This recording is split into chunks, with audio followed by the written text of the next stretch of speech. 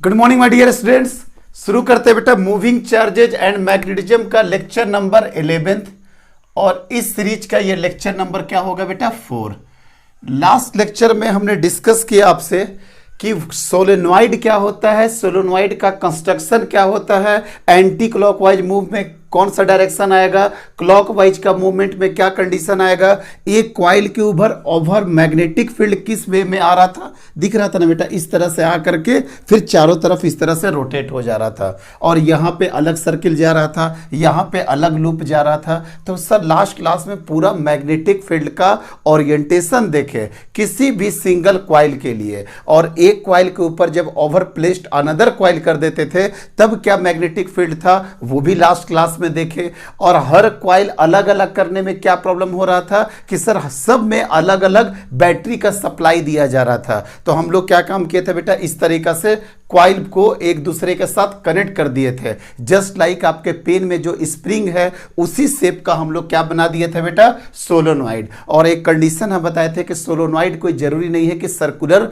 Section का ही हो, वो और रेक्टेंगल सेक्शन का भी हो सकता है। ये लास्ट क्लास में डिस्कस किए थे बेटा। एक डॉट ऊपर, ये क्रॉस। डॉट कब आया था देखिए ध्यान से, ऐसे करके करंट आया और अब इसके बाद लूप बना, ऐसे लूप बना, मतलब पीछे से करंट आ रहा बेटा, अब आगे निकाल रहा, देखिए आपके तरफ आ रहा और ये नीचे अंदर जा रहा, फिर आ रहा डॉट, फिर जा रहा क्रॉस, फिर जा रहा डॉट, फिर जा रहा क्रॉस। सर ये सब सारा चीजें लास्ट लेक्चर में क्लियर कर चुके हैं। तो डॉट क्रॉस इस वे में, तो डॉट होगा तो इसके क्रॉस एंटी क्लॉकवाइज, यहां पे होगा तो क्लॉकवाइज, ये भी क्लॉकवाइज, एंटी क्लॉकवाइज, और ये मैग्नेटिक फील्ड के लाइन से हो गया रेड वाला। तो दिख रहा ना बेटा अंदर में कितना जिगजैग है पूरी तरीका से। सर ये रेड वाला सारा का सारा मैग्नेटिक फील्ड लाइंस, फिर ये ऊपर जा रहा, फिर उसके बाद ये, चूंकि सर मैग्नेटिक फील्ड लाइंस क्या होता है, क्लोज कर्व होता है। तो अगर यहां से निकला है तो बेटा फिर यहां से आकर के इंटर कर जाएगा इस वे में। सर ये था मैग्नेटिक फील्ड लाइंस जो कि लास्ट लेक्चर में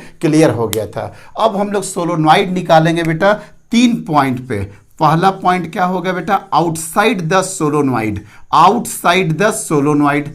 बी क्या होगा बेटा, नियर द सरफेस, सरफेस के नजदीक क्या होगा, नियर द सरफेस। और थर्ड वाला क्या होगा, सी कंडीशन में बेटा इनसाइड पॉइंट पे क्या होगा। सर 3 पॉइंट पे हम लोग डिस्कस करेंगे, आउटसाइड, नियर द सरफेस और आपका इनसाइड पे सर हम लोग डिस्कस करेंगे। चलिए बेटा आउटसाइड का मीन्स क्या हो गया, देखो बेटा ये है आपका आउटसाइड पॉइंट क्यू।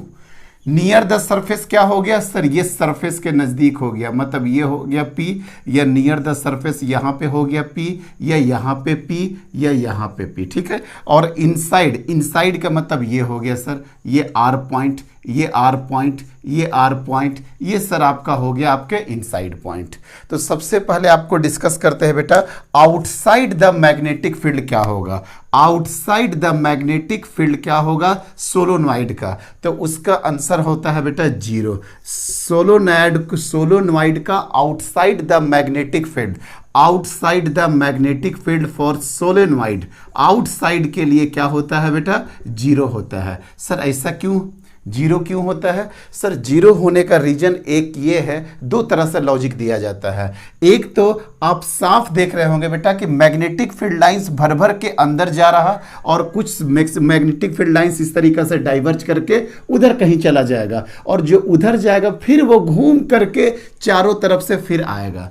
अगर आप देख पा रहे होंगे बेटा तो अंदर में मैग्नेटिक फील्ड हाईली डेंस्ड है, अंदर में मैग्नेटिक फील्ड क्या है बेटा, डेंस्ड है, बहुत ज्यादा है, और बाहर का मैग्नेटिक फील्ड बहुत कम है। तो अंदर वाले के रिस्पेक्ट में बाहर के मैग्नेटिक फील्ड्स बहुत कम होते हैं, इसलिए magnetic field outside the region क्या हो जाता है 0। और दूसरा लॉजिक ये है कि जो ऐसे जाएगा बेटा वो जो जितना ज्यादा डाइवर्ज हो जाएगा, ये चारों तरफ से इस तरीके से मुड़ करके आएगा, तो इधर के रीजन में क्या होगा, आउटसाइड नियर द सोलोनॉइड क्या होगा बेटा, जीरो होगा। क्यों?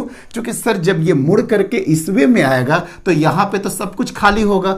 अब इसके बारे में सोचिए बेटा, हम जिसके जिसके बारे में, अगर ये वाला लाइन के बारे में सोचिए, ये वाला तो इस तरीके से करके निकल जाएगा, सोचो कितना बड़ा कर्व बनाते हुए ये आएगा। उसके बाद ये वाला जाएगा, ये वाला भी कर्व इस तरीके से मुड़ते हुए आएगा, और ये जो जाएगा सर ये भी एकदम उधर से जाएगा, ये इधर से जाएगा। तो इस वाले रीजन में क्या होगा बेटा, आपका ऑलमोस्ट नो मैग्नेटिक फील्ड होगा, मतलब एक आध दो भले मैग्नेटिक फील्ड आ जाए। तो इसके कंपैरिजन में दिख रहा है ना, जहां पे यहां पे 100, 1000, 500 होगा, यहां पे 1, 2, 5 होगा। तो आउटसाइड द रीजन में क्यू पॉइंट पे क्या हो गया बेटा, रीजन में मैग्नेटिक फील्ड जीरो हो गया। दो लॉजिक सर किसके रिस्पेक्ट में जीरो होता है, क्योंकि सर अंदर में अगर 1000 है तो यहां पे 2 होगा, 4 होगा, 5 होगा। ये घूम करके देख लेना बेटा कॉन्सेप्ट, ऐसे करके घूम करके आएगा, ऐसे करके घूम करके आएगा, और मैक्सिमम तो ऐसे करके यहां चला जाएगा। अब सोचो जो ऐसे करके जाएगा वो कितना बड़ा कर्व से घूमते हुए अंदर आएगा। तो आप समझ सकते हो कि इस वाले रीजन में क्या होगा, मैग्नेटिक फील्ड जीरो हो जाएगा। सर क्लियर हो गया। Near the surface magnetic field क्या होगा, magnetic field near the surface, magnetic field near the surface क्या होगा, जल्दी आंसर बताइए। सर इसका भी आंसर जीरो हो जाएगा। सर अब इसका क्या लॉजिक है, अगर आप इसका लॉजिक में जाइएगा बेटा तो लीजिए बिल्कुल लॉजिक बता देंगे। नियर द सरफेस देखिए तो बेटा, एक ऊपर की तरफ जा रहा, दूसरा नीचे की तरफ जा रहा, एक ऊपर की तरफ दूसरा नीचे की तरफ, एक ऊपर की तरफ दूसरा नियर की तरफ। तो देखो तो बेटा दोनों magnetic field equal and opposite direction में है, तो इसका आंसर क्या हो जाएगा, एक दूसरे को क्या कर देगा बेटा, नलीफाई कर देगा, और यहाँ पे मैग्नेटिक फील्ड का जीरो क्या हो जाएगा, सर मैग्नेटिक फील्ड जीरो हो जाएगा। आप नीचे भी देखिएगा बेटा, नीचे देखिए तो ये जा रहा नीचे, ये जा रहा ऊपर, ये देखिए बेटा ये नीचे ये ऊपर, ये नीचे ये ऊपर, ये नीचे ये ऊपर। तो यहां पे near the surface of solenoid क्या हो जाएगा, जीरो। वाई? क्योंकि सर एक अगर ऊपर जा रहा तो दूसरा क्या जा रहा, नीचे जा रहा। कहीं कोई दिक्कत नहीं है। एक बच्चा मेरे से क्वेश्चन क्लासरूम में क्या पूछता है, बड़ा अच्छा क्वेश्चन था, क्वेश्चन अच्छा नहीं था, मिस्टेक था उसका। बोला कि सर एक ऊपर जाएगा दूसरा नीचे जाएगा। हम बोले ठीक है बेटा। बोला कि सर अगर आप यहाँ पे मैग्नेटिक फील्ड निकालना चाहते हैं तो सर आप प्रीवियस लेक्चर में ही बोले थे कि अंगूठा को करंट के डायरेक्शन में लिखिए, तो ये क्या हो जाएगा, सर ये वाला हो जाएगा क्रॉस। सर ये वाला क्या हो जाएगा, ऐसे करके रखे तो ये वाला भी क्या हो जाएगा, क्रॉस। बताइए तो सर कहाँ जीरो हो रहा, जीरो तो तब होता है सर जब दोनों ऊपर जा रहा हो, तब ना यहाँ पे मैग्नेटिक फील्ड जीरो होता है। क्यों? क्योंकि सर इसके चलते क्रॉस और इसके चलते डॉट, अब जीरो होता है। उसका क्वेश्चन ये था, और कई बच्चे भले सोचे भी ना, लेकिन अगर आप दिमाग लगाइएगा तो कई बच्चे कंफ्यूज कर जाते हैं यहाँ पे। तो बेटा आप ध्यान रखिए कि ये करंट नहीं बना, ये वाला जो लाइन है, क्या ये लाइन करंट का डायरेक्शन है क्या? नहीं सर, करंट का डायरेक्शन नहीं है। करंट का डायरेक्शन तो डॉट था, और इस डॉट के वजह से ये मैग्नेटिक लाइंस ऑफ फोर्स बना है, ये मैग्नेटिक लाइंस ऑफ फोर्स बना है। तो सर ये वाला जो कर्व आपको दिख रहा है, जो एरो आपको नीचे दिए हैं ऊपर दिए हैं, या ऊपर दिए हैं नीचे दिए हैं, सर ये ऑलरेडी मैग्नेटिक फील्ड लाइंस है। ये वाला जो एंटी क्लॉकवाइज इस तरीके से रोटेट कर रहा, इस तरीके से, सर ये तो सारा का सारा मैग्नेटिक फील्ड लाइंस है, ये करंट नहीं है। जो बच्चा कंफ्यूज कर रहा कि सर आप एक ऊपर एक नीचे, तो तब तो सर इस तरीके से करिएगा तो यहां तो मैग्नेटिक फील्ड आ ही जाएगा। बेटा ये तब ना होता जब ये करंट होता, तब करंट तो मेरा डॉट वाला है, करंट तो मेरा ऐसे जा रहा ऐसे निकल रहा, फिर अंदर जा रहा, ऐसे जा रहा ऐसे जा रहा। तो ये तो मैग्नेटिक लाइंस ऑफ फोर्स बना है ना, anti clockwise anti clockwise anti clockwise clockwise clockwise clockwise clockwise. और वो भी कैसे बनाया है, ये देखिए करंट ऐसे जा रहा था ऊपर के डायरेक्शन में, एंटी क्लॉकवाइज एंटी क्लॉक, ये मैग्नेटिक फील्ड लाइंस हो गया, ये मैग्नेटिक फील्ड लाइंस हो गया। नीचे जा रहा तो ये मैग्नेटिक फील्ड लाइंस हो गया। तो ये सब मैग्नेटिक फील्ड लाइंस है। मैग्नेटिक फील्ड लाइन एक ऊपर एक नीचे, तो बीच में मैग्नेटिक फील्ड क्या हो जाएगा, जीरो। तो ऐसा कंफ्यूजन मत करोगे बेटा, ठीक है। सोचा काफी अच्छा क्वेश्चन था उसका कि सर ये कंफ्यूजन हो सकता है कि एक ऊपर एक नीचे, लेकिन ये इटसेल्फ मैग्नेटिक फील्ड लाइंस है, इसलिए यहां पे magnetic field near the surface क्या हो गया बेटा, जीरो हो गया। क्लियर हो गया सर। 2 पॉइंट पे तो आप क्लियर कर दिए कि सर 2 पॉइंट पे क्या होगा, बाहर में भी 0 होगा और नियर द सरफेस पे भी 0 होगा, बाहर भी 0 होगा और नियर द सरफेस पे भी 0 होगा। अब हम लोग चलते हैं बेटा इनसाइड सोलोनॉइड निकालेंगे। क्या इनसाइड होता है? यस सर, इनसाइड भी होता भी है और उससे रिलेटेड काफी क्वेश्चन भी पूछे जाते हैं। तो अब हम लोग चल रहे हैं बेटा इनसाइड निकालने के लिए, मतलब यही इनसाइड है बेटा, जो भर भर के यहाँ पे मैग्नेटिक लाइंस ऑफ फोर्स जा रहा वही निकालेंगे हम लोग इस वे में। देखिए तो बेटा एक फिगर जल्द बना लिए हैं कि सर ऊपर में डॉट डॉट डॉट डॉट का करंट था, नीचे में क्रॉस क्रॉस क्रॉस का करंट था और मैग्नेटिक फील्ड लाइन सही से जा रहा था, नो डाउट। इसके बाद ये डाइवर्ज हो जाएगा, इससे डाइवर्ज हो जाएगा, इधर डाइवर्ज हो जाएगा, इधर डाइवर्ज होकर के इस तरह से निकल जाएगा और फिर ये अंदर इस तरीके से आ जाएगा सर, ठीक है। चलिए बेटा यहां तक तो कोई दिक्कत नहीं है। अब देखते रहिए कंस्ट्रक्शन हम किस वे में कर रहे हैं। सुनिए, अब तो ये वाला पूरा का पूरा डायमीटर हो गया सोलोनॉइड का, ये पूरा का पूरा डायमीटर हो गया। अगर ये पूरा का पूरा डायमीटर हो गया बेटा तो हम इसको आपको रेडियस लिख सकते हैं। ये सर ये रेडियस हो गया, ये सोलोनॉइड का रेडियस हो गया, ये सोलोनॉइड का रेडियस हो गया। अब तो सर ये वेरिएशन पूरा जून में जाएगा। अभी हमको फाइनाइट नहीं पता है ना, क्योंकि फाइनाइट में यहाँ तक है, यहाँ तक है, कम है, ज़्यादा है। हम एक एक्सिस ले लेते हैं बेटा, ये देखिए हम एक एक्सिस ले लेते हैं ये वाला, ठीक है सर। और ये तो रेडियस वाला लाइन का सेंट्रल एक्सिस है, ये सेंटर से क्रॉस करते हुए जा रहा, समझ में आ रहा है ना। ये वाला जो है बेटा, ये वाला जो है इस तरीका से मान लेते हैं कि ये 10 सेंटीमीटर का था, तो ये तो डायमीटर हो गया ना, तो ये वाला क्या हो जाएगा रेडियस। रेडियस का मतलब क्या हो गया बेटा 5 सेंटीमीटर, ये सर 5 सेंटीमीटर ये रेडियस हो गया, ये रेडियस हो गया बेटा। अब हम लोग मान लेते हैं कि ये हम सेंटर लाइन ले रहे हैं, ये तो सेंटर लाइन है और यहाँ से एक रेफरेंस ले रहे हैं। अब देखिए बेटा यहाँ से क्या कौन सा एंगल ले लिए, अब इस पॉइंट से, सेंटर पॉइंट से इस कॉर्नर को मिला दिए और इसको ले लिए हम θ1, और उसी तरीके से सेंटर से हम इस कॉर्नर को मिला दिए और इसको ले लिए बेटा हम लोग θ2। याद करो ना बेटा, यही वाला तो था जो इस वे में नहीं था, ये हो गया था θ1, वही हो गया था θ2। इस वे में करके सोचो तो यही आ जाएगा कि नहीं। इसको थोड़ा सा 90 डिग्री टिल्ट कर दो तो देखो तो एक एंगल θ1 आ गया और दूसरा एंगल कितना आ गया θ2। सर ये एक कॉर्नर से मिला दिए वो θ1 हो गया और दूसरे कॉर्नर से मिला दिए वो क्या हो गया θ2 हो गया। चलिए अब हम लोग क्या काम करेंगे बेटा, ये तो वेरिएबल है, इधर θ1 ज़्यादा इधर θ2 कम, पूरा वेरिएबल है। अब हम लोग क्या काम करेंगे बेटा, कोई सा भी एक स्ट्रिप कट कर लेते हैं। ये एक स्ट्रिप कट कर लेंगे, ये आपका एक स्ट्रिप कट कर लेंगे, एक स्ट्रिप कट कर लेते हैं और वो स्ट्रिप का जो एंगल होगा बेटा उस एंगल को हम लोग फाई बोलते हैं। बिल्कुल कंफ्यूज नहीं करना है, हम इसको अलग करके आपको बताते हैं कि किस वे में आपको हम डील कर रहे हैं। इसको हटाते हैं बेटा, इसको सर हटाइए, इसको हटाइए और अब देखिए बेटा किस वे में हम इसको डिस्कस कर रहे हैं, बाहर फिगर भी बना देंगे। अब देखिए बेटा अगर आपको दिख रहा होगा तो ये वाला हो गया सेंटर लाइन, यहाँ से कोई रेफरेंस है, यहाँ पे हम लोग क्या फाइनाइट डिस्टेंस है तो ये वाला हो गया सर θ1 और इधर वाला हो गया आपका θ2। ठीक है सर, ये θ1 ये θ2, ये तो फाइनाइट एंड हो गया, फाइनाइट एंड हो गया। अब हम लोग क्या काम कर रहे हैं बेटा, एक स्ट्रिप ले रहे हैं, एक स्ट्रिप ले रहे हैं, एक स्ट्रिप ले रहे हैं और फिर ये सेंटर लाइन उससे कितना दूरी पे है आपका φ1 दूरी पे, कोई दिक्कत नहीं है। ये जो दूरी पे लिए बेटा ये ले लिए dx और ये वाला डिस्टेंस सेंटर से कितना हो गया आपका x डिस्टेंस पे एक dx का स्ट्रिप कट कर लिए। ये वाला कितना था सर ये वाला तो रेडियस आपका r था। मेरा काम खत्म, φ1 नहीं बेटा φ भी ले, φ लीजिए ना, तो फाई एंगल समझ में आ गया स्ट्रिप का।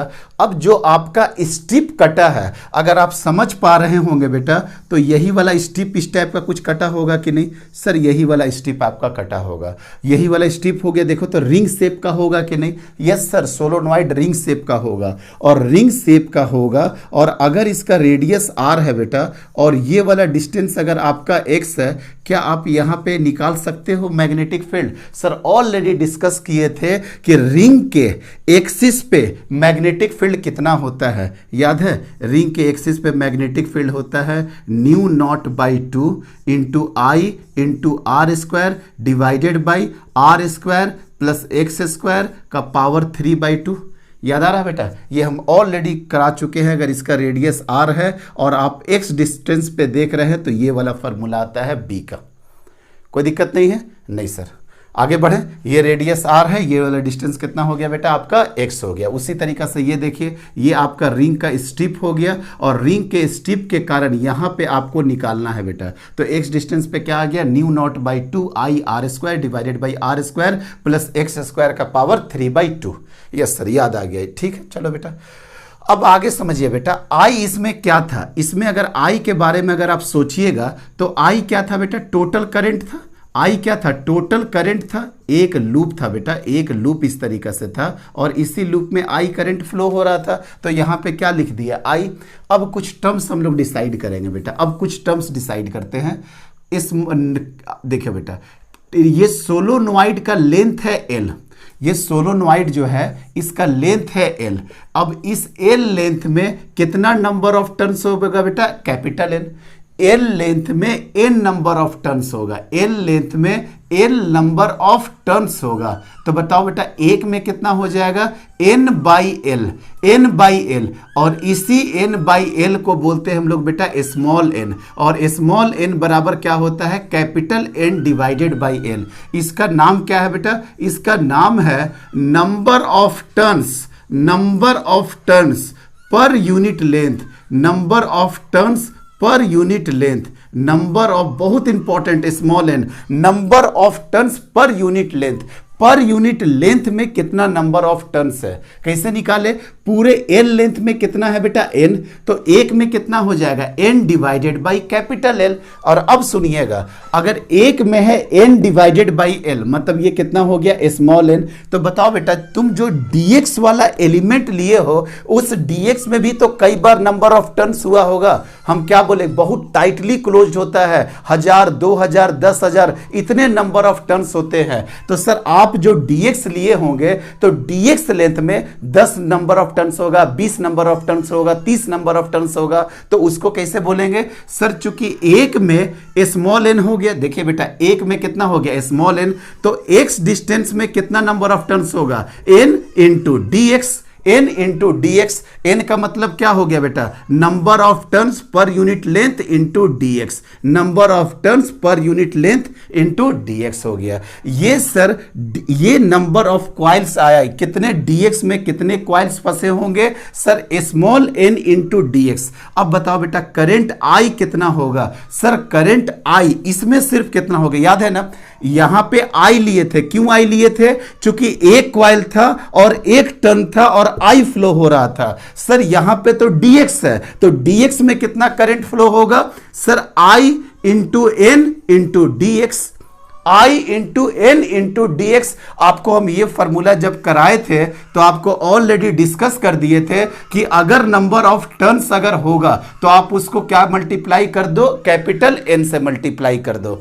लेकिन यहां पे क्या है बेटा, स्मॉल एन का कॉन्सेप्ट है। स्मॉल एन बराबर क्या होता है, capital N divided by L. देखिएगा तो यूनिट वाइज ये भी नंबर ऑफ टर्न्स हो गया कि नहीं, देखिए ना, capital N divided by L into D X. D X और एल मीटर मीटर कट गया कि नहीं बेटा, तो टोटल नंबर ऑफ टर्न्स कितना हो गया, कैपिटल एन। लेकिन हम लोग एक टर्म्स डिफाइन करते हैं स्मॉल एन, और स्मॉल एन क्या है बेटा, number of turns per unit length. तो सर ये बात समझ में आ गया कि इस dx के वजह से, अब देखिए बेटा ध्यान से देखिए, अब सब कुछ हटा रहे हैं, अब ये सब कुछ हटा रहे हैं। अब आप देखिए यहां पे क्या है, इस dx लेंथ के वजह से यहां पे जो मैग्नेटिक फील्ड बनेगा वो बनेगा dB, और ये कितना हो जाएगा sir, mu naught divided by 2 I dash into R का whole square divided by are square plus x square का पावर 3/2। और यहां पे आई डैश कितना हो गया sir, current I, I dash बराबर कितना होगा, करंट आई, और कितना नंबर ऑफ टर्न्स के लिए है sir, n into D x, N into D x के लिए है, I into N into D x. तो पुट कर देते हैं बेटा, I mu naught by 2 I into N into D x divided by are square divided by are square plus x square का power 3/2। कहीं कोई दिक्कत नहीं है, यस सर समझ। बस ये लोचा क्या था बेटा कि वहां पे एक नंबर ऑफ टर्न्स था, तो वहां पे कैपिटल एन का वैल्यू क्या हो गया, 1। यहां पे total number of turns a d x में कितने नंबर ऑफ टर्न्स हो सकते हैं sir? Total number of small N का मतलब कैपिटल एन बाई एल, और कितने डिस्टेंस में? डीएक्स के डिस्टेंस में। तो क्या हो गया बेटा, एन बाई एल को क्या लिख दिए हम लोग? स्मॉल एन, और ये क्या हो गया? डीएक्स। बोलेंगे पूरा आई कब लेते हैं? आई कब लेंगे? जब आई ले लेंगे तो पूरा कैपिटल एन ले लेंगे। आई कब लेते हैं? आई जब लेंगे बेटा, जब पूरा करंट लेते तो एन ले लेते। एन लिखने का ढंग क्या होगा बेटा? N into L. एन का मतलब क्या हो गया? Capital N divided by L into l. L से एल कटा तो एन कटा कि नहीं?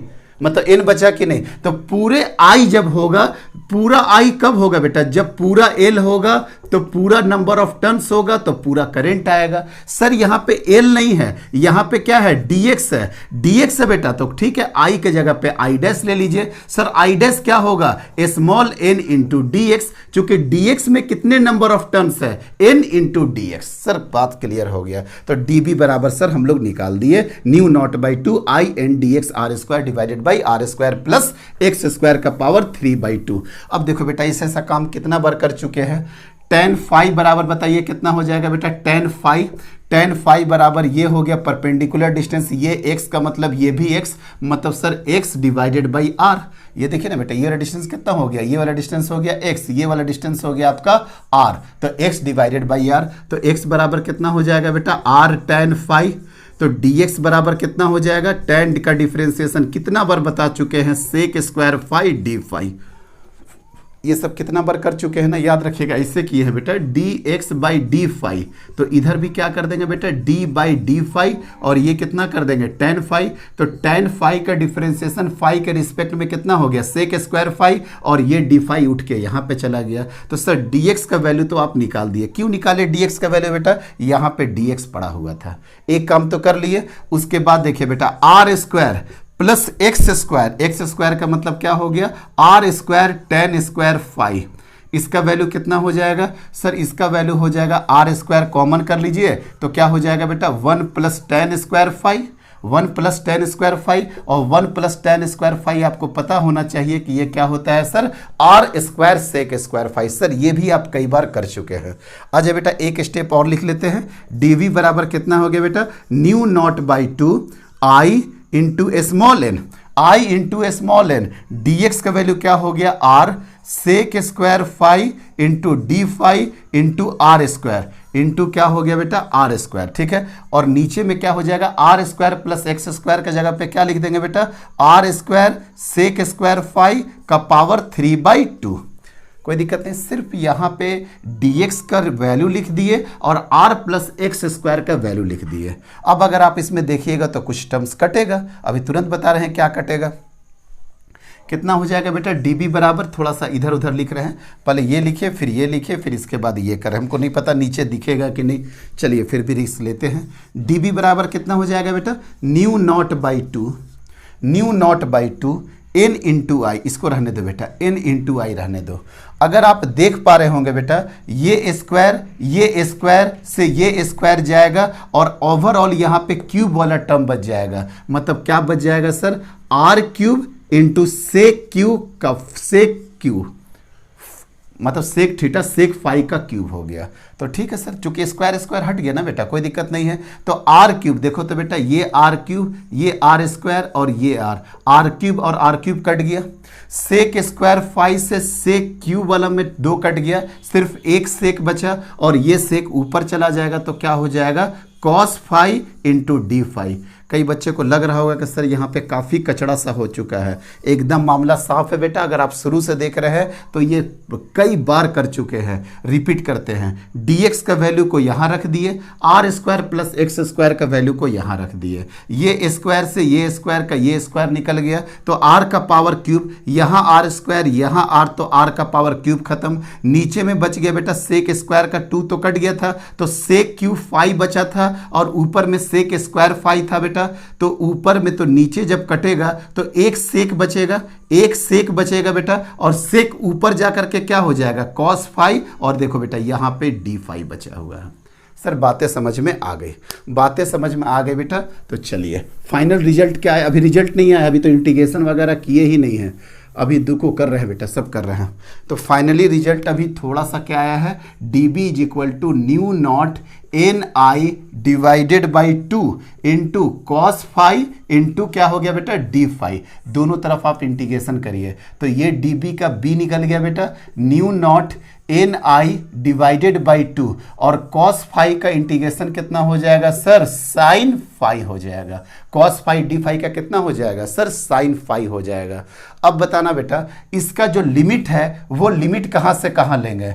ठीक है सर, अगर आप बोलते हैं कि अगर इधर वाले को पॉजिटिव लेते हैं, इधर वाले को पॉजिटिव लेते हैं, इधर वाले को निगेटिव लेते हैं तो -θ1 से +θ2, कोई दिक्कत नहीं है। और अगर इधर वाले को पॉजिटिव रखते तो यहाँ -θ2 से +θ1 हो सकता था। आपके ये रेफरेंस है ना बेटा, ये देखिए ना ध्यान से, ये क्या था बेटा θ1, ये क्या था बेटा θ2, ये 1 θ1। अगर आप इधर वाले को पॉजिटिव लिखिएगा तो इधर वाले को निगेटिव लिखना पड़ेगा। मतलब ये एंगल कहाँ से कहाँ जा सकता है सर, 0 से θ1 और इधर कहाँ तक जा सकता था θ2। लेकिन सर अगर आपका रेफरेंस ये है तो ये 0 से -θ1 जाएगा और इधर कितना जाएगा θ2 पॉजिटिव में। तो यहाँ से लेकर के यहाँ तक का लिमिट क्या हो जाएगा सर, -θ1 से शुरू करिए और ये क्रॉस रह जाएगा कहाँ पे, θ2 में, क्योंकि बीच में आपका क्या पड़ गया बेटा, आपका ओरिजिन पड़ गया। सर समझ में आ गया, कोई दिक्कत नहीं है। आइए बेटा, तो फाइनली बी का रिजल्ट क्या हो गया सर, बी का रिजल्ट हो गया mu naught N I divided by 2 और ये कितना हो जाएगा sir, sine θ2 plus sine θ1। Sir plus कैसे हो गया बेटा, माइनस करेंगे और साइन -θ1 तो अब तो समझ में आ गया ना, ये माइनस मिल करके क्या हो जाएगा प्लस। मतलब फाइनल रिजल्ट निकल गया कि इनसाइड में मैग्नेटिक फील्ड कितना होता है सर, इनसाइड में mu naught N I divided by 2 sine θ1 plus sine θ2, कुछ भी कर दो। लेकिन बस एक बात ध्यान रखिएगा बेटा, this θ1 and this θ2 from vertical, ये कभी मत भूलिएगा। हम लोग जो लिए हैं बेटा वो किससे लिए हैं, वर्टिकल से लिए हैं। वो किससे लिए हैं, वर्टिकल से लिए हैं। चलिए बेटा नोट कर लीजिए, नोट करिए, बस हम एक बार देख रहे हैं टाइम। चलिए बहुत अच्छा खासा टाइम है अभी बेटा। चलिए स्टार्ट करते हैं फिर से, इसका कंक्लूजन पर आ जाए बेटा। चलिए सर इसका कंक्लूजन पर आते हैं, इसके कंक्लूजन पर आ रहा है, नोट कर लिए होंगे आप लोग। चलिए अच्छा है, सोलोनॉइड का टाइम तो लगा बेटा, 20 मिनट टाइम लगा मेरा, लेकिन क्या हुआ गया कि एकदम कॉन्सेप्ट क्लियर हो जाएगा कि फाइनाइट से हम इनफाइनाइट जाएंगे। नहीं तो कई लोग क्या करते हैं, डायरेक्टली लॉन्ग सोलोनॉइड पढ़ा देते हैं और वो पढ़ाना बड़ा आसान होगा। अभी आपको हम बता देते हैं क्या है सर। सबसे पहले फिगर बनाया जाता है, ये फिगर बना लीजिए बेटा। चलिए ये वाला हो गया बेटा θ1, ये हो गया आपका θ2। बस ये याद रखिएगा, आगे θ1 और θ2 ऑलरेडी हम एक तरफ θ1 को माइनस ले चुके हैं और इधर θ2 ले चुके हैं। ये बच्चा मेजर गलती कर देता है क्लास में कि अब अगर इधर 60 होगा इधर 30 होगा तो 30 करेगा और -60 करेगा। अरे बेटा क्यों ऐसे करना है, आप क्या इतने सारे क्वेश्चन नहीं कर लिए कि हम ऑलरेडी इसको माइनस लिए थे तो आप डायरेक्टली θ1 और θ2 का वैल्यू आप पुट करते थे। ये सर समझ में आ गया कि डायरेक्टली अब आपको वैल्यू पुट करना है, क्योंकि हम तो ले ही चुके कि एक तरफ -θ1 है और दूसरे तरफ θ2 है। चलिए सर कंक्लूजन देखो बेटा, magnetic field outside the solenoid, magnetic field outside the solenoid 0। और रीजन आपको पता है क्यों, क्योंकि सर वो वहाँ बहुत ही कम 2-4 मुश्किल से मैग्नेटिक फील्ड मिलते हैं। चूँकि और मुड़ करके आएंगे तो बीच वाला गैप तो एकदम पूरा रीजन क्या होता है बेटा, खाली होता है। नियर द सरफेस क्या होता है 0। इसका रीजन भी लिख देते हैं बेटा, very few magnetic field lines. किसके कंपैरिजन में आपको पता लग गया होगा कि सर जो बीच में जो आता है भर भर करके, यहाँ 500 आ रहा तो ऊपर 5 आएगा, इसीलिए बी आउटसाइड क्या हो जाता है बेटा 0। नियर द सरफेस क्या होगा 0, क्यों, चूंकि एक ऐसे तो दूसरा ऐसे, और एक अगर ऊपर तो दूसरा क्या हो जाएगा बेटा नीचे। सर समझ में आ गया। और मैग्नेटिक फील्ड आउटसाइड हो गया, नियर द सरफेस हो गया, और इनसाइड में क्या हो जाएगा बेटा, मैग्नेटिक फील्ड इनसाइड में कितना हो गया, mu naught N I divided by 2 sine θ1 plus sine θ2। बस ये फिगर मत भूलिएगा, बस ये फिगर मत भूलिएगा बेटा, क्योंकि अभी कई जगह आपको बुक में मिल जाएगा कई टीचर के नोट्स में मिल जाएंगे कि magnetic field inside new not ni/2 होता है cos θ1 प्लस cos θ2।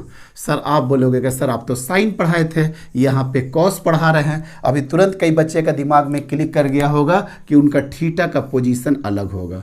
सर उनका जो थीटा का पोजीशन होगा ये होगा θ1, ये होगा θ2।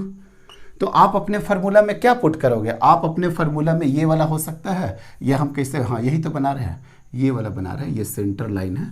तो आप θ1 क्या लोगे बेटा? आपको तो ये लेना है, तो आप ये क्या लोगे बेटा? यहाँ पे आप रख देना 90 माइनस θ1।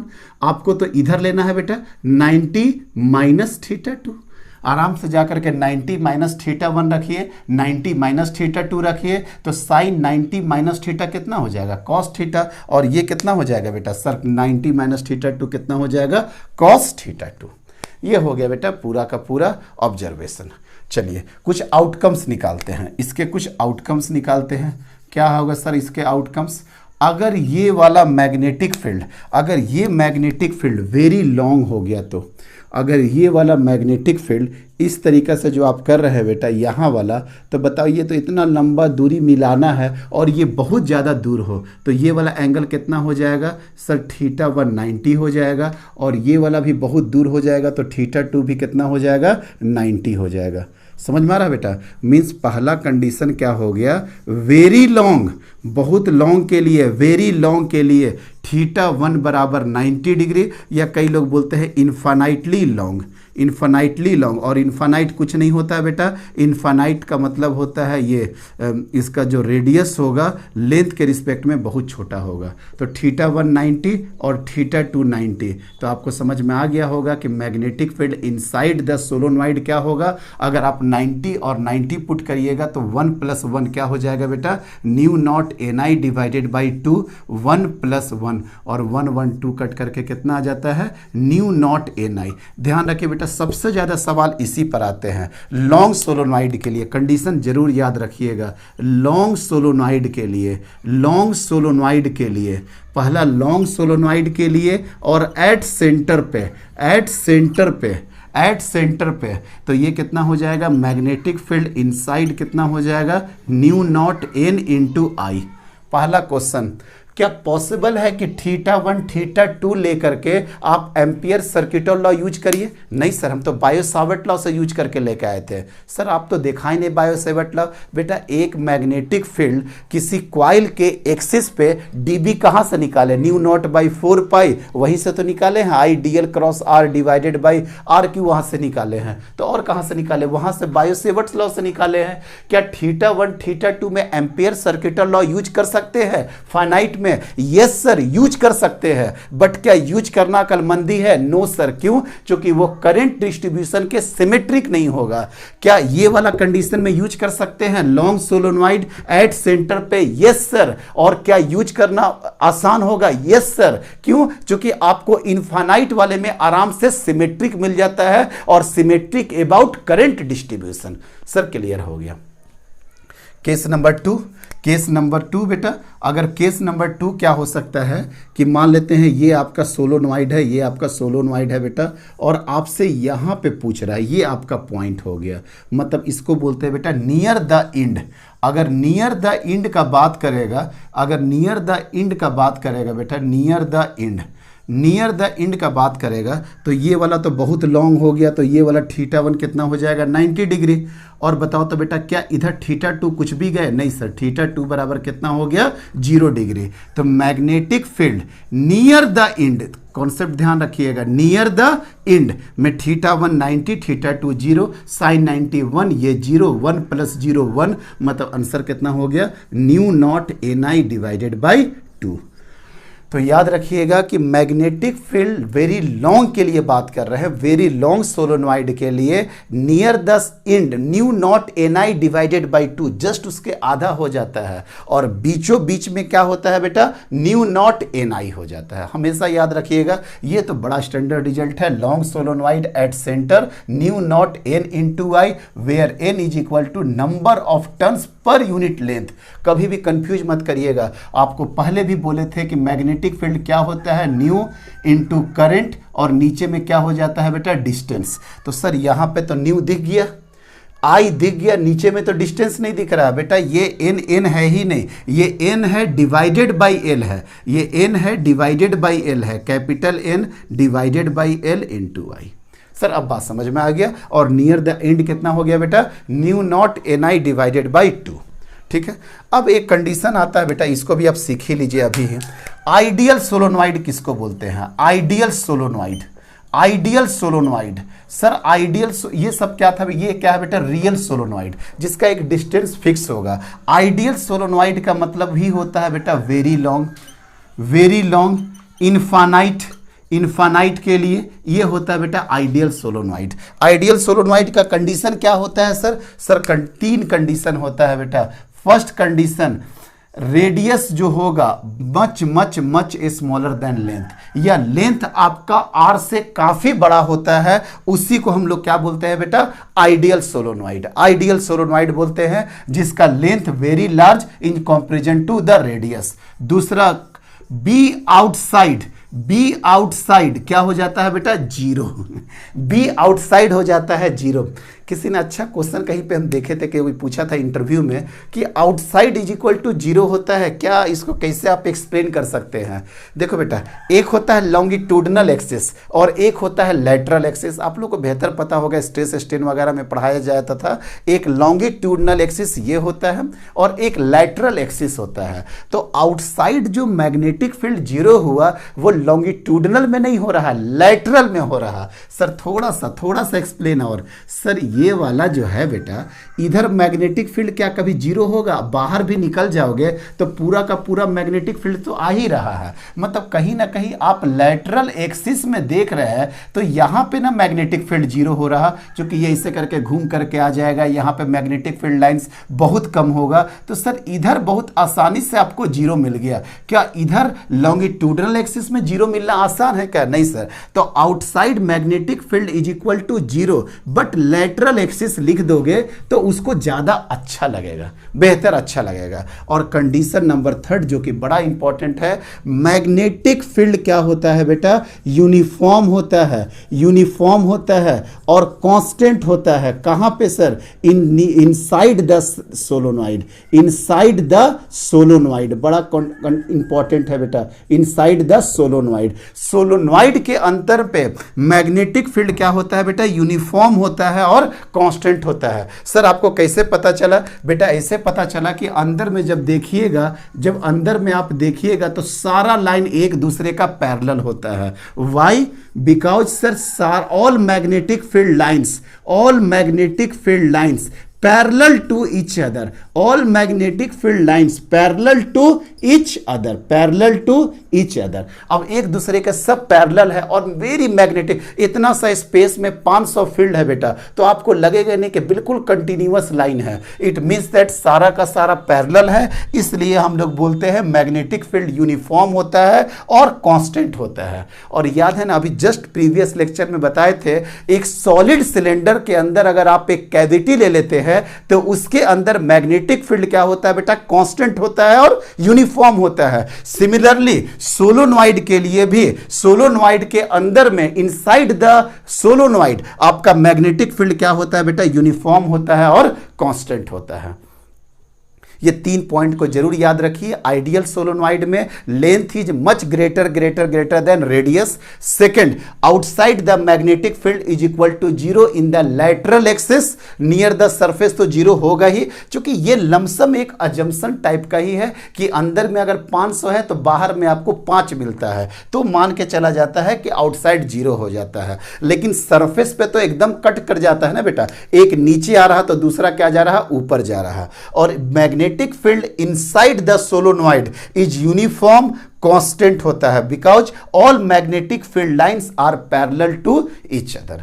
मैंने सारा का सारा डिस्कस कर दिया related to magnetic field lines. और आप देखिए बेटा, हम इसको क्या लेकर के चले हैं, अगर आप समझ पा रहे होंगे तो ये फाइनाइट लेके चले थे बेटा, ये फाइनाइट था, और कहां पे हम लोग बढ़ गए, देखिए बेटा इनफाइनाइट पे। यही बात हम कर रहे थे कि फाइनाइट से इनफाइनाइट जाया जा सकता है क्या? अगर हम पहले ही आपको इनफाइनाइट सिखा दे, हाउ इज इट पॉसिबल कि हम फाइनाइट में जाएंगे? क्योंकि इनफाइनाइट में हम आपको पढ़ाएंगे। अभी आपको क्लियर कर दिए कि यहां पे आप एम्पियर सर्किटल लॉ लगा सकते हैं, बट यहां पे एम्पियर सर्किटल लॉ लगा सकते हैं, यस सर लगा सकते हैं, बट क्या ये यूजफुल होगा? No sir. यहां पे कैलकुलेशन बहुत टफ हो जाएगा, थीटा 0, 90, 180 नहीं मिल पाएगा, इसलिए यहां पे प्रॉब्लम आएगा। लेकिन वैलिड दोनों जगह है, लेकिन यहां पे लगा देना अकलमंदी है और यहां लगा देना बेवकूफी है, बस यही फर्क है। हम आराम से आपको एम्पियर सर्किटल लॉ से long solenoid at the centre पे प्रूफ करवा देंगे,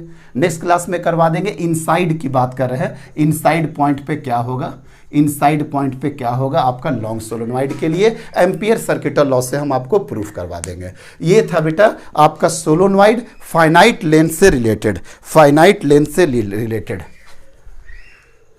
कितना टाइम हो गया? 1 मिनट बेटा, बस 40 मिनट हो चुका है। अभी कुछ क्वेश्चंस भी कराना है, अभी आपको हम कराएंगे क्वेश्चंस। देखिए हटाइए इसको, ये सर इसको हटाइए। अगर पैटर्न बनाना होगा बेटा inside the solenoid, oh god, चलो ठीक है, क्वेश्चन मिट गया बेटा। इनसाइड द सोलोनॉइड ये होगा, ये dot dot dot dot dot, और नीचे क्या है बेटा, cross cross cross cross cross. पहली बात तो ये कि अगर ये आइडियल सोलोनॉइड होगा तो इसका डिस्टेंस बहुत कम होगा, और अगर डिस्टेंस कम होगा बेटा तो इसके जो मैग्नेटिक फील्ड लाइंस है वो इस तरीके से बनाइएगा। हम आपको बड़ा करके जूम करके दिखा रहे हैं, ध्यान रखिए। ये इस तरीके से magnetic field inside the solenoid होता है, magnetic field inside which is uniform, और इसी के नीचे आप क्या लिख दीजिए बेटा, आपका कांस्टेंट, यूनिफॉर्म कांस्टेंट लिख दीजिए। कोई दिक्कत नहीं है?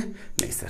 चलिए बेटा कुछ क्वेश्चन करते हैं। फार्मूला याद रहेगा, new naught NI divided by 2 sine theta 1 plus sine theta 2 and theta from vertical. Vertical से आपको थीटा लेना है। कुछ और अच्छे सवाल है बेटा, इस पे बहुत सवाल करेंगे, अभी 5-6 सवाल और करेंगे। अभी बस टाइम के हिसाब से 4 क्वेश्चन अभी हम डिस्कस आपके सामने कर देते हैं।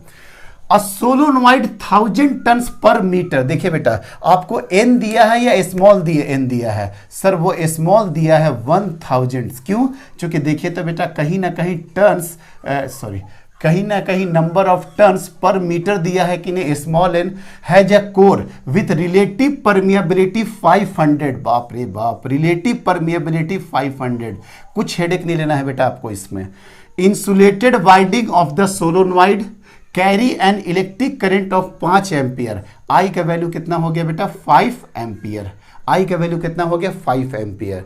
The magnetic field produced by the solenoid is, a solenoid 1000 tons per meter has a core with relative permeability 500, insulated winding of the solenoid carrying electric current of 5 ampere. The magnetic field produced by the solenoid, वो inside भी लिख सकता था, हमको तो पता ही है कि outside 0 होगा, आउटसाइड 0 होगा, नियर द सरफेस 0 होगा, तो ऑब्वियसली बात है इनसाइड। अब इनसाइड के लिए आपको 2 चीजें डिसाइड करना है, या तो फाइनाइट है या तो इनफाइनाइट है। अब अगर यहां पे क्या दे रहा है बेटा, अ solenoid 1000 turns per metre, 1 metre में इतना टन्स होता है, वही आपको बता रहे थे कितना नंबर ऑफ टन्स होता है, देख लीजिए 1000, 500, 2000 इस वे में होता है। With related insulated winding of the ये इलेक्ट्रिक करंट। कहीं पे लॉन्ग की बात किया है बेटा सर, कहीं पे लॉन्ग की बात नहीं किया है। अगर लॉन्ग का बात नहीं किया तो कोई बात नहीं। आप ये देखो क्या यहां पे कोई रेडियस का बात किया है, सर रेडियस का भी बात नहीं किया है। लगता है इस क्वेश्चन में आप थीटा 1 और थीटा 2 निकाल पाइएगा क्या? थीटा 1 थीटा 2 से रिलेटेड कोई आपको दिया है क्लू? कुछ नहीं दिया है सर। रेडियस दिया है? कुछ नहीं दिया है सर। आंख बंद करके क्या कर दो बेटा, लॉन्ग सोलोनॉइड मान करके बना दीजिए। समझ में आया क्यों बनाए? इसलिए सर न थीटा 1 थीटा निकालने का स्कोप है, न रेडियस का स्कोप है, ऑब्वियसली है लॉन्ग सोलोनॉइड होगा। तो न्यू नॉट अच्छा सर न्यू नॉट कैसे निकालेंगे? न्यू नॉट अब नहीं होगा सर, क्योंकि रिलेटिव आ गया है, इट मीन्स दैट ये मीडियम में होगा। तो बी बराबर क्या हो जाएगा? न्यू एन इंटू आई, और रिलेटिव परमिएबिलिटी क्या होता है बेटा? Mu divided by mu naught. तो न्यू बराबर कितना हो जाएगा? Mu R into mu naught. तो न्यू बराबर कितना कर देंगे बेटा? Mu R into mu naught into N into I. तो न्यू आर कितना हो गया सर? 500। न्यू कितना होता है sir? 4 pi into 10 to the power -7। Number of turns per unit length कितना दिया है सर? 1000। आई कितना दिया है बेटा? 5। आई कितना दिया है? 5। अगर आप देख पा रहे होंगे 5 5 25, 25 और 4 100। अब देखो बेटा 1 0 2 0 3 0 4 0 5 0 6 0 7 0 और 10 टू द पावर -7 खत्म। मतलब इसका आंसर आ गया पाई टेस्ला। इसका आंसर क्या हो गया बेटा? पाई टेस्ला। समझ में आ गया? हम ये क्वेश्चन कराने का मेरा मेन ऑब्जेक्टिव क्या था कि अब फाइनाइट और इनफाइनाइट के चक्कर में कभी मत फंसना। फाइनाइट करा दिए हैं इसलिए कि फाइनाइट जब भी देगा आपको θ1 θ2 निकालने का एक क्लू जरूर देगा। चलो एक θ2 अगर गायब करेगा, ऑब्वियसली बात है वो नियर द एंड के बारे में कहीं ना कहीं कंसर्न्ड होगा। तो बस इसीलिए लॉन्ग के चक्कर में, फाइनाइट इनफाइनाइट के चक्कर में तभी फंसना जब एंगल दे दे, रेडियस दे दे, तभी आपको सोचना है, तभी आपको कुछ ना कुछ सोचना है। हम क्वेश्चन कराएंगे बेटा, हो सकता है नेक्स्ट क्लास में भी 2-4 क्वेश्चन और इस पे अच्छा कराएंगे। चलिए नेक्स्ट क्वेश्चन, इस टाइप के क्वेश्चंस देखते हैं बहुत सारा बुक में रहता है। ये बोलता है बेटा एक लॉन्ग सोलोनॉइड लिए एंड इफ करंट को डबल कर दिए, करंट को हाफ कर दिए, करंट को 4th टाइम्स कर दिए, और उसके बाद नंबर ऑफ टर्न्स को डबल कर दिए, हाफ कर दिए, तो न्यू मैग्नेटिक फील्ड सब क्या आ जाएगा? आ रहा बात समझ में? It means that long solenoid में बेटा न्यू नॉट एन इंटू आई था। अब अगर वो बोल रहा, अगर मान लेते हैं क्वेश्चन में बोल रहा कि इस बार क्या किए, आई को डबल कर दिए, आई को डबल कर दिए, और number of turns per unit length को क्या कर दिए बेटा? हाफ कर दिए, हाफ कर दिए। तो नया मैग्नेटिक फील्ड क्या हो जाएगा सर? बी डैश बराबर न्यू तो चेंज नहीं होगा, इसको अगर हाफ करिएगा तो n/2 होगा, इसको डबल कर दीजिएगा तो 2i होगा, 2i कट जाएगा तो कितना हो जाएगा बेटा? Mu naught ni। मतलब कोई चेंज नहीं आएगा। क्या होगा? मैग्नेटिक फील्ड क्या हो जाएगा बेटा? सेम हो जाएगा। बात खत्म। या कई बार क्वेश्चन में ये बोल सकता है कि आई को हमने डबल कर दिया, आई को हम लोगों ने क्या किया बेटा? डबल कर दिया, और नंबर ऑफ टर्न्स को क्या कर दिए बेटा? हम लोग हाफ कर दिए। नंबर ऑफ टर्न्स को भी डबल कर दिए, करंट को भी डबल कर दिए, नंबर ऑफ टर्न्स को भी डबल कर दिए। तो अब नया मैग्नेटिक फील्ड क्या हो जाएगा? न्यू नॉट, और इसको डबल करेंगे तो 2n, और करंट को डबल कर देंगे तो 2i। तो कितना हो जाएगा बेटा? 4 न्यू नॉट इंटू ni। मतलब बी डैश बराबर क्या हो जाएगा? 4 इंटू बी। मतलब मैग्नेटिक फील्ड कितना टाइम्स इंक्रीज कर जाएगा? 4th टाइम्स इंक्रीज कर जाएगा। ऐसे ऐसे छोटे छोटे क्वेश्चंस बुक में भरे पड़े रहते हैं, आप आराम से इसको हैंडल कर लीजिएगा बेटा। चलिए नेक्स्ट क्वेश्चन ग्राफिकल क्वेश्चन है। ग्राफिकल क्वेश्चन है, कुछ लैंग्वेज भी था, इतना लैंग्वेज हम लिखने नहीं गए। आपको अगर वहाँ पे नहीं दिख रहा होगा बेटा तो हम आपको दिखाते हैं, 1 मिनट आपको हम दिखाते हैं बेटा अपने आँख से। इस तरीक़ा से है बेटा, ये सेंटर है, ये यहाँ से है, ये एंगल ऐसे मिला है, ये एंगल ऐसे मिला है। ये वाला एंगल दे रहा है बेटा 60 डिग्री, और ये वाला एंगल दे रहा है आपका 150 डिग्री। तो ऐसे मैग्नेटिक फील्ड कैसे निकालिएगा सर? मैग्नेटिक फील्ड बराबर होता है mu naught ni divided by 2। क्या होता था बेटा? Sine θ1 plus sine θ2। अब θ1 कौन होता था? याद है θ1 कौन होता था सर? ये θ1 होता था, और ये क्या होता था? θ2 होता था। हम अभी देख लेते हैं θ1 θ2 क्या है। अगर यहाँ से लेकर के यहाँ तक 150 है बेटा, तो ये वाला कितना होगा सर? ये वाला तो 90 है, मतलब ये कितना होगा? 60। मतलब ये वाला कितना हो गया? 60। अरे पूरा 150 था तो ये तो 90 है ना, तो ये कितना हो जाएगा? 60। अब ये टोटल 90 है, ये 60 है, तो ये वाला एंगल कितना हो जाएगा सर? ये एंगल हो जाएगा 30। ये वाला कितना एंगल हो जाएगा बेटा 30 डिग्री, मतलब ये कितना हो गया 30 डिग्री, मतलब कितना हो जाएगा बेटा mu naught N I divided by 2 कितना हो जाएगा बेटा sine 60 degree plus sine 30 degree, sine 60 degree plus sine 30 degree, मतलब mu naught N I divided by 2 sine 60 बेटा √3/2 और साइन 30 1/2। इसका आंसर आ जाएगा new naught N I divided by 4 और ब्रैकेट में कितना आ जाएगा √3 + 1। आगे बात समझ में क्लियर हो गया। और कभी भी एक दो क्वेश्चन ऐसे भी दे देता है, ध्यान रखिएगा। इस तरह का सोलोनॉइड है बेटा, इस तरीका का सोलोनॉइड है, ठीक है, ये इस तरह का सोलोनॉइड है और ये वाला एंगल आपको दे देगा 30 डिग्री और ये वाला एंगल दे देगा 60, छोड़ना ये इस तरीके से कर देते हैं, ये वाला एंगल दे देगा आपका वही मतलब 30-60 ही करना चाह रहे हैं, ये वाला एंगल दे देगा 30-45, 30 और 45। अब कैसे सॉल्व करिएगा सर, हमको जो फार्मूला पता है mu naught N I divided by 2 sine theta 1 plus sine theta 2, हमको सर थीटा ये वाला चाहिए, आप थीटा जो दे रहे हैं 30 दे रहे हैं, तो ये 30 और 45 लेकर चलिएगा बेटा, तो एक ऑप्शन आपको मिलेगा जो कि बिल्कुल रॉन्ग होगा। ध्यान रखिएगा, आपको अब ये एंगल लेना है, आपको लेना है 60 डिग्री और आपको लेना है 45 डिग्री। समझ में आ गया, कोई कैलकुलेशन करने का जरूरत नहीं है। तो एक क्वेश्चन तो इस तरह का बनता है और दूसरा क्वेश्चन ये बनता है, और ये वाला क्वेश्चन तो बने, इसमें क्या दिक्कत है, ये तो बना ही दिए कि एक 60 हो गया और एक 30 हो गया। ये सब बन जाता है बेटा फाइनाइट सोलोनॉइड के क्वेश्चंस, ठीक है। फाइनाइट और भी क्वेश्चन करवाएंगे, कल बहुत अच्छे अच्छे क्वेश्चंस करवाएंगे नेक्स्ट लेक्चर में, जो कैलकुलेशन भी करवाएंगे, अभी नियर द सरफेस भी नियर द इंड सरफेस भी करवाएंगे। आज सिर्फ बेसिक क्वेश्चन करा रहे हैं कि छोटे छोटे क्वेश्चन को कैसे आप टैकल करिएगा। एक और क्वेश्चन देख लीजिए बेटा, थोड़ा मिट गया है, देखते हैं। A long solenoid of length 1 meter has a radius 1 centimeter.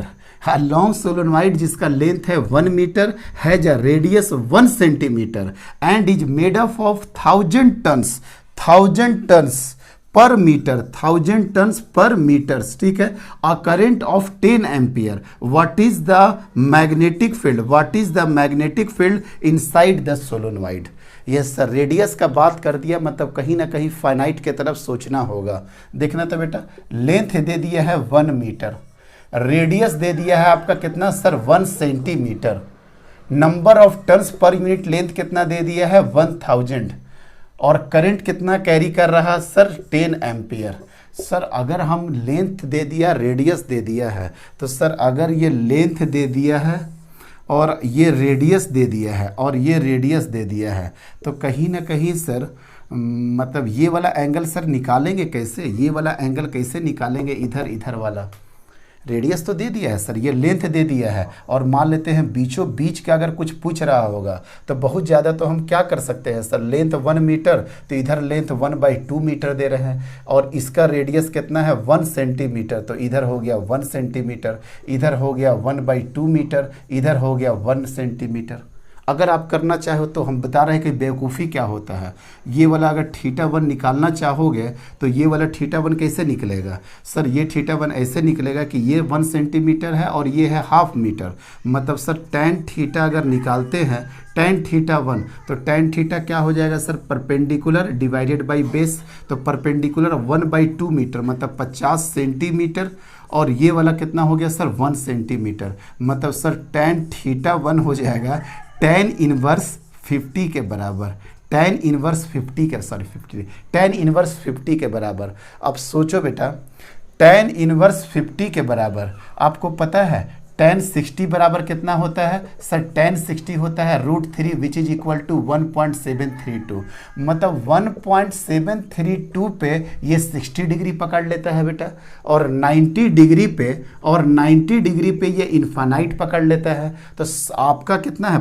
50 है, मतलब 1.732 से बहुत दूर जाना पड़ेगा बेटा, मतलब 80, 82, 85 इस रेंज में जाना पड़ेगा आपका। इट मीन्स दैट सर कहीं ना कहीं हमको दिमाग लगा लेना चाहिए था, यहीं पे यही डेटा आपको बता रहा कि R is much less than L, r much less than l है। इट मीन्स दैट ये कुछ नहीं है सर, ये लॉन्ग सोलोनॉइड है, बस लैंग्वेज का फॉर्म में करके हमको ये बेवकूफ़ बनाया है और कुछ नहीं। ये क्या है सर? सर ये है आपका लॉन्ग सोलोनॉइड। लॉन्ग सोलोनॉइड के लिए मैग्नेटिक फील्ड क्या निकालेंगे? Mu naught N into I, mu naught N into I. और ये अगर 1000 टर्न्स देता है, मान लेते हैं कि यहाँ पे टर्न्स नहीं भी देता है, एक एग्जांपल बता रहा है, और यहाँ पे लिख देता carries a current of 10 ampere, हम निकाल सकते थे sir mu naught capital n in divided by l. Mu naught कितना हो गया बेटा? 4 पाई इंटू 10⁻⁻⁷।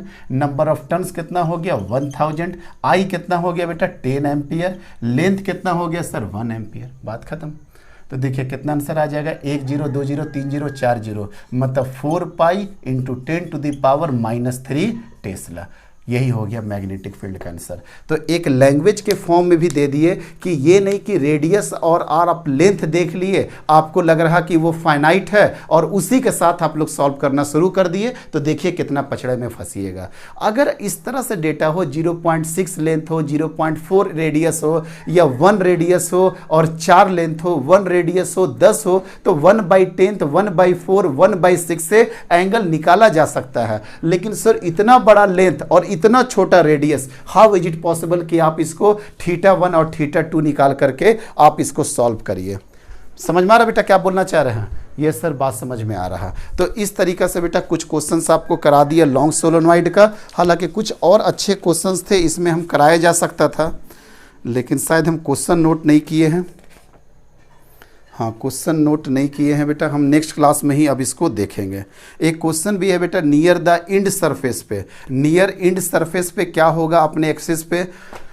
हम क्वेश्चन नोट नहीं कर पाए हैं बेटा, इसीलिए हम थोड़ा सा प्रोसीड नहीं कर रहे हैं। हम नेक्स्ट लेक्चर में इसको कंटिन्यू करेंगे बेटा। चलिए आज पूरा का पूरा सोलोनॉइड पढ़िए, फार्मूला रिवाइज करिए, फाइनाइट इनफाइनाइट देखिए। नेक्स्ट क्लास में हम एम्पियर सर्किटल लॉ से लॉन्ग सोलोनॉइड को प्रूफ कराएंगे और 5 क्वेश्चन कराएंगे। उसके बाद क्या करा देंगे बेटा? उसके बाद आपका वो करा देंगे टोरोवाइड। चलिए एक चीज़ तो हम करा सकते हैं अभी, ग्राफिकल रिप्रेजेंटेशन। यस, ग्राफ को बारे में डिस्कस करते हैं बेटा। एक मिनट ग्राफ के बारे में डिस्कस कर लेते हैं कि सर ग्राफिकल रिप्रेजेंटेशन क्या होता है। ग्राफ का इसलिए कि हमको नेक्स्ट लेक्चर में ग्राफ नहीं करना पड़ेगा। अगर ग्राफ की बात किया जाए बेटा, अगर ग्राफ की बात किया जाए तो लॉन्ग सोलोनॉइड के लिए पहले निकालते हैं। लॉन्ग सोलोनॉइड के लिए कर रहे हैं, लॉन्ग सोलोनॉइड के लिए ही कर रहे हैं, या सोलोनॉइड लॉन्ग सोलोनॉइड के लिए कर रहे हैं। अगर इसके आप देखो बेटा, लॉन्ग सोलोनॉइड में क्या था? न्यू नॉट इंटू एन आई, लेकिन इंड पर क्या हो जाता था बेटा? Mu naught N I divided by 2। मतलब सर ये अंदर में हर जगह यही रहेगा, हर जगह इसका वैल्यू कितना है सर? न्यू नॉट एन आई। इधर हो गया बेटा मैग्नेटिक फील्ड और इधर हो गया वही ये वाला डिस्टेंस, मतलब एल ले लो, एल लेंथ ले लो, या आर भी कई लोग ले लेते हैं, एल लेंथ ले लो ना। अगर इस तरीक़ा से एल लेंथ है तो ये देखिए तो बेटा, और इसके बाद ये डाउन हो जाएगा, इसके बाद ये डाउन हो जाएगा, और डाउन होके ये कितना तक चला जाएगा सर? ये देखो बेटा, ये वाला और ये वाला सेम पॉइंट पर होगा, और ये कितना हो जाएगा बेटा? Mu naught N I divided by 2।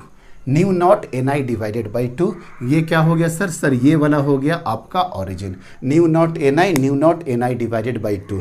लेकिन ये पता है बेटा, इसको बोलते हैं हम लोग आइडियल सोलोनॉइड, इसको हम लोग बोलते हैं आइडियल सोलोनॉइड, आइडियल सोलोनॉइड। और एक होता है रियल सोलोनॉइड, एक होता है बेटा रियल सोलोनॉइड। रियल सोलोनॉइड के लिए क्या होता है? हम रियल सोलोनॉइड के लिए क्या होता है बेटा? ये देखिए यहाँ पे तो हल्का सा आपको कांस्टेंट मिलेगा, लेकिन इस टाइप का डायग्राम होगा, इस टाइप का डायग्राम होगा, इस टाइप का डायग्राम होगा। आया बात समझ में? सर ये वाला इस टाइप का डायग्राम होता है ऐसे। ये मान के चलो ना, यहाँ पे कितना हो गया बेटा? Mu naught N into I, और यहाँ धीरे धीरे करके ग्रेजुअली डिक्रीज करते रहेगा। हाँ नो डाउट, इंड पे आपका कितना आ जाएगा सर? सर इंड पे आपका यही आ जाएगा, new naught N I divided by 2। ये हो जाएगा मैग्नेटिक फील्ड और ये हो जाएगा आपका डिस्टेंस। मतलब सर इसको बोलेंगे रियल सोलोनॉइड और इसको बोलेंगे आइडियल सोलोनॉइड। आइडियल सोलोनॉइड का एकदम इंड पे आ करके सडनली डिक्रीमेंट होगा new naught N I divided by 2 और अंदर में क्या चलते रहेगा बेटा, mu naught N I. But real solenoid में तो सेंटर पे न्यू नॉट एन आई होगा, लेकिन ये धीरे धीरे धीरे धीरे धीरे करके क्या हो जाएगा बेटा, ग्रेजुअली डिक्रीजेज करते जाएगा। समझ में आ गया, कोई दिक्कत नहीं है। सर ये बिल्कुल सेंटर लाइन है, सेंटर लाइन से इधर देखे, सेंटर लाइन से इधर देखे, new naught N I by 2 होता है। इंड पर क्या हो जाता है sir, mu naught N I divided by 2। But in real solenoid में ग्रेजुअली धीरे धीरे धीरे धीरे करके आपका डिक्रीज होता रहेगा। आई थिंक बात आपको मेरी समझ में आ गई होगी। और न्यू नॉट आई ना समझ में आ रहा ना बेटा, ये कौन सा डिस्टेंस कैसे घट रहा है, सर समझ में आ गया कि सर जो बीच का जो सेंटर लाइन है वहां पे सबसे ज्यादा मैक्सिमम होगा, धीरे धीरे धीरे करके ग्रेजुअली डिक्रीज करते जाएंगे और इंड पर आकर के क्या हो जाएंगे बेटा हम लोग, new naught N I divided by 2। अगर ये सेंटर लाइन है, ये आपका इंड है, तो इंड पे सडनली ड्रॉप हो जाता है mu naught N I by 2। लेकिन ये नहीं कि अंदर में पूरा का पूरा सर कांस्टेंट पड़ा हुआ है, नहीं, धीरे धीरे धीरे धीरे करके मैग्नेटिक फील्ड कम होता रहता है। ठीक है, चलिए अब फिनिश करते हैं बेटा इस लेक्चर को। Thank you very much.